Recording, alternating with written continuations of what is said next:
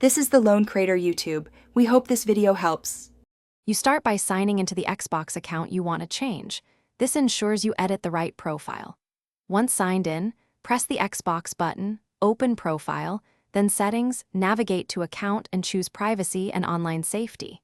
Make sure your email or phone is available for verification, because Xbox occasionally asks you to confirm identity. This first move places you directly in the privacy area so you can change who sees content, communicates, or joins your sessions. Don't skip verification. Now you tailor the controls.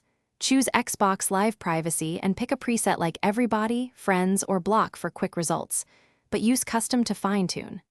Once done, open Communication and Multiplayer to allow or block voice, text, invites, and party joins. These directly affect who can contact or join you. Make sure to review game and app permissions and decide whether others can see your game clips and activity feed. This prevents unwanted sharing while keeping the social features you want.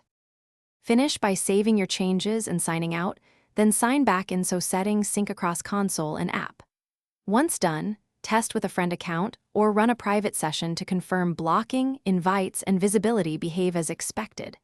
If settings don't apply, clear the cache by holding the power button for 10 seconds, check for system updates, and make sure parental controls aren't overriding choices. If problems persist, contact Xbox support for account-level help. Keep your account details handy for verification. Thanks for watching. Consider subscribing if we helped you.